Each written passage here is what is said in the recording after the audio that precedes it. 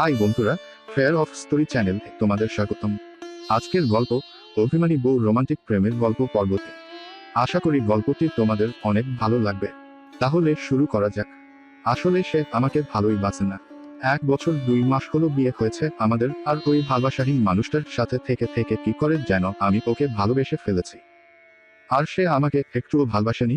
এসব ভেবে নিজের জন্য দুঃখ পেয়ে কান্না আসছে। সব দোষ আম্মুর পছন্দেই আমার বিয়ে হয়েছে।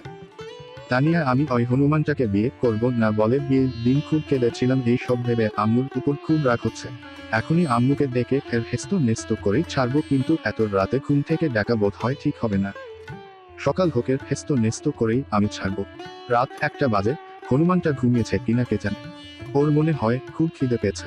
না খেয়ে এতক্ষণে ওর পেটে অ্যাসিডিটি শুরু হয়েছে মনে হয়। অ্যাসিডিটি নিয়ে ওর মনে হয় ঘুম আসছে না।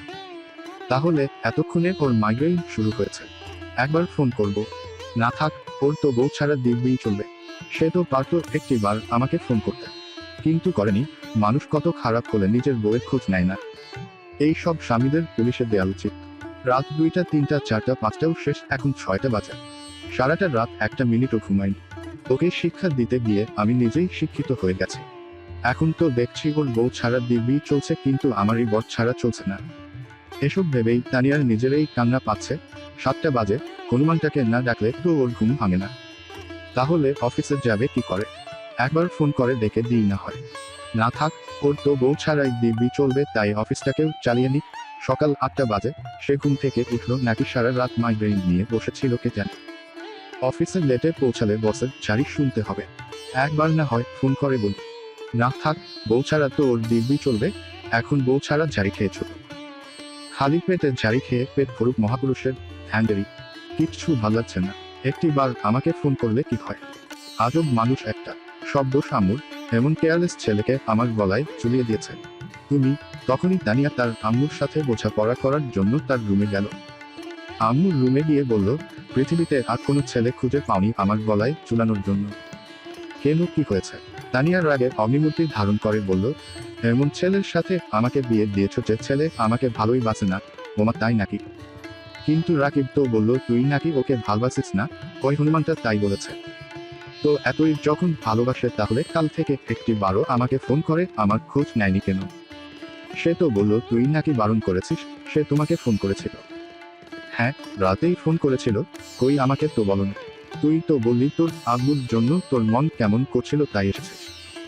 ঝগড়া করে এসেছিস সেটা তো বলিসনি। এটা বলার কি আছে? ওই হনুমানের অত্যাচারেই তো আসতে বাধ্য হয়েছে। সেজন্যই ভাবছি তোকে আর ওখানে ফিরে যেতে হবে না। তানিয়া কেন? ভাবছি তোকে ডিভোর্স করিয়ে আবার বিয়ে দেব। এই এই আম্মু, তুমি আমার সংসার ভাঙার ষড়যন্ত্র করছো নাকি? তুই তো বললি রাকিব তোকে অত্যাচার করে, তাই ডিভোর্স করিয়ে রাকিবকেও একটা ভালো মেয়ে দেখে বিয়ে দেব। কি বললে? আমি ভালো মেয়ে নই। আমার স্বামীকে আবার বিয়ে দেবে? এই তুমি আসলেই আমার নিজের মতো। আমার ডাউট হচ্ছে, তুই তো তোর স্বামীকে ভালোবাসিস না। কে বললো তোমাকে? তোর ভাব ভঙ্গিমা তো তাই বলছে। তাই বলে তুমি আমার সংসার ভাঙার ষড়যন্ত্র করবে। এই তুমি নিশ্চয়ই আমার নিজের মানো। বলো, আমার মাকে কোথায় গুম করে রেখে আমার বাবাকে বিয়ে করেছ? এবার আম্মু বেশ রেগে দিয়ে বলল, আজকের পর্ব এখানেই শেষ করছি।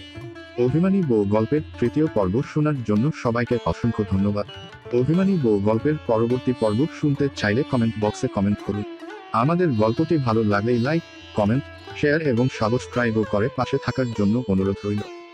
ধন্যবাদ সবাইকে।